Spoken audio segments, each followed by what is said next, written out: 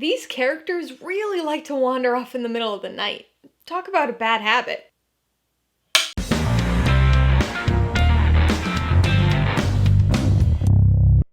Hey everybody, welcome to Mainly Movies. Today, we're going to be continuing my Conjuring Universe review series with the 2018 supernatural horror prequel, The Nun.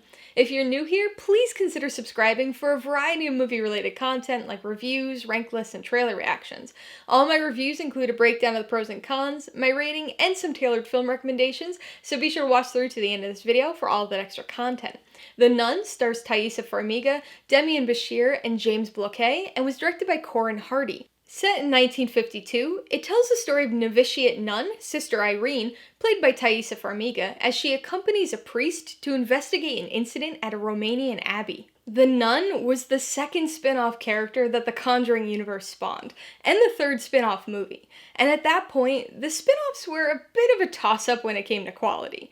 The first Annabelle movie was very underwhelming, but Annabelle Creation was unexpectedly decent. So I didn't quite know how to feel about the prospect of a nun movie. Her introduction in The Conjuring 2 was chilling, with that whole office shadow sequence being one of the scariest and most memorable scenes in the movie. She was creepy and formidable, so I was definitely interested in knowing more, but I had felt the same about Annabelle after the first Conjuring film. But because the last spin-off film had shown pretty significant improvement, I, against my better judgment, was sort of looking forward to this movie. And that was a mistake. There are a lot of issues here, but before I dive into those, I do want to touch on the things I liked about this movie, because it's not all bad. I actually really liked the initial setup for this film. I thought the mystery aspect and the investigatory angle were both compelling. I also liked the introduction of our main characters, especially Sister Irene, and it made me want to go along with them and learn the truth about what was happening in this abbey. The first act sets up all of this interesting stuff, and then abandons most of it in favor of one of the most generic horror stories you could come up with. The film does benefit, though, from some very cool filming locations. Much of the movie was shot on location in Romania, so the various abbey and tunnel scenes take on a grander feel than they would have had they all been sets made for the film. And I know you're waiting for it, so yes, the cinematography's good here. But I will say, of the first 5 Conjuring Universe films, I do think it's the weakest from a technical standpoint. It has some really nice looking shots and a few cool transitions and camera angles, but it didn't really stand out to me in that way like all of the previous films had. Similarly, this movie didn't encapsulate its time period like its predecessors had. The Nun, set in 1952, only 3 years before Annabelle Creation, but you'd never guess it by looking at it. To be fair, this is largely due to the fact that this movie takes place in 600-year-old buildings, but even the filming style is more gothic horror than period horror, which feels a bit out of place in the Conjuring universe. So, when I reviewed Annabelle, I joked that you could have called that film Jump Scare the Movie, because of how prevalent the jump scares were.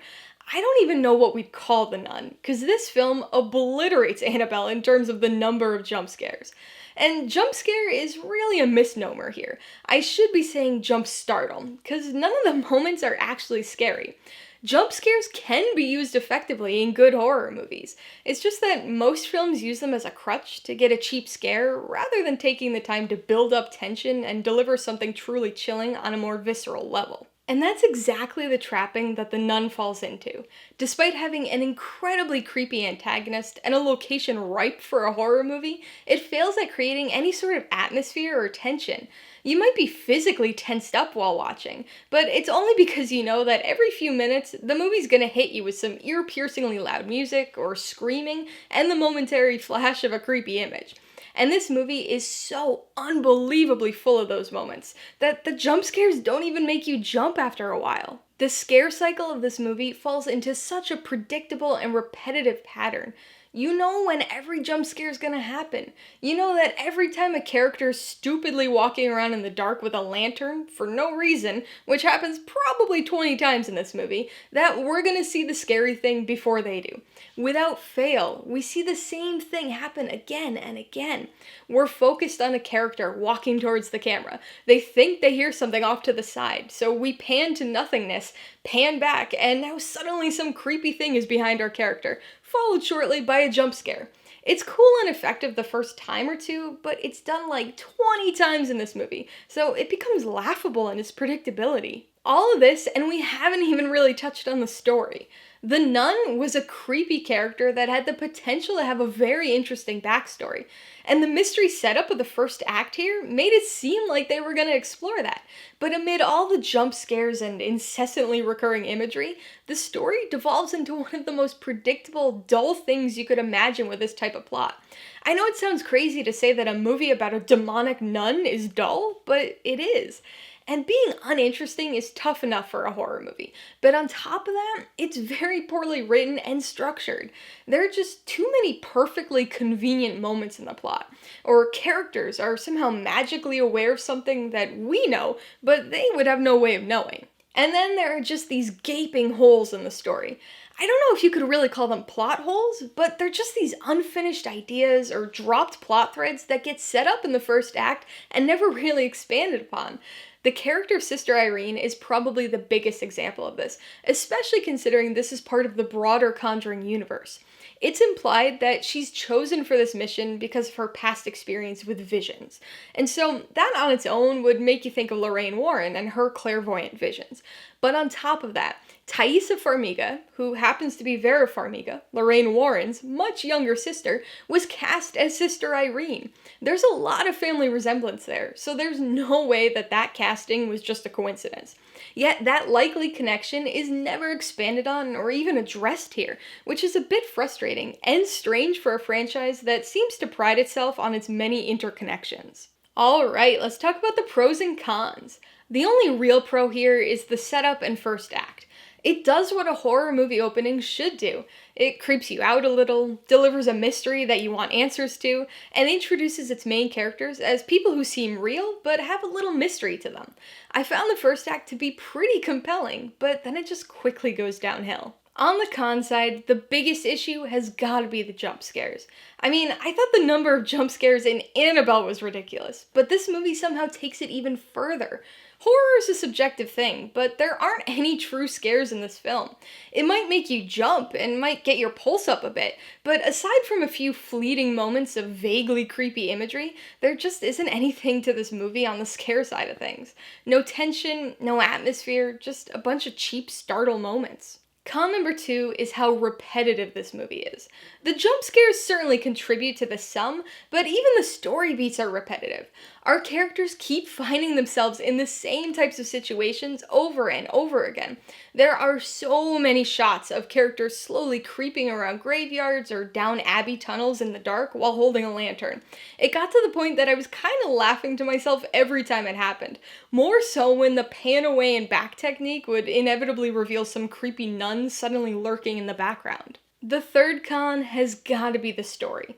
This movie's a dull mess. Obviously, the two previous cons get incorporated into this third one, but the problems run deeper than predictability and bad scares. The story frequently makes no sense. Random plot threads get added, others get dropped as the story goes. Characters make remarkably dumb choices, often leading to them walking around in the dark holding lanterns.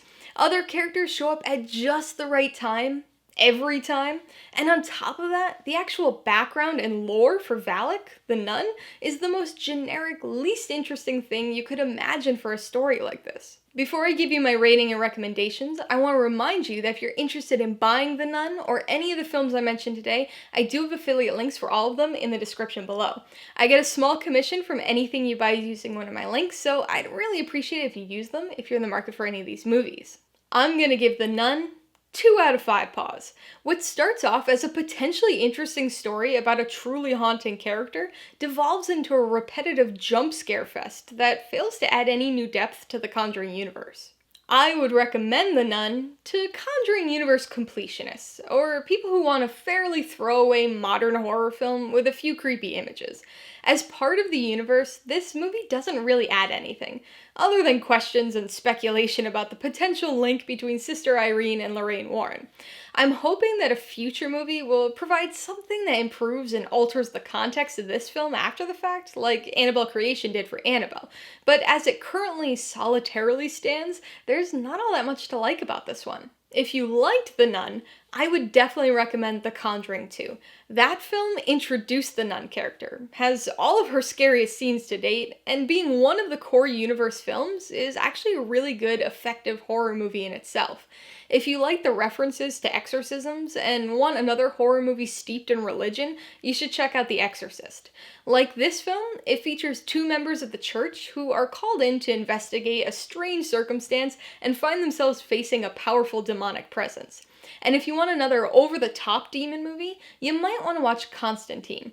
It's more of a comic book horror movie than a straight horror movie, but it tackles several of the concepts and images found in this film in a much more interesting and entertaining way. Alright, a couple questions for you guys. Number 1, have you seen The Nun? If so, what'd you think of it? And number 2, what's your favorite religious movie? Be sure to leave your answers in the comments below so we can get a discussion going. Alright, so if you got some enjoyment, insight, or information on this review, I'd appreciate it if you'd hit that like button. And if you haven't done so already, please hit subscribe or add it to see more videos like this. Till next time, this has been Alyssa with Mainly Movies, the way life should be.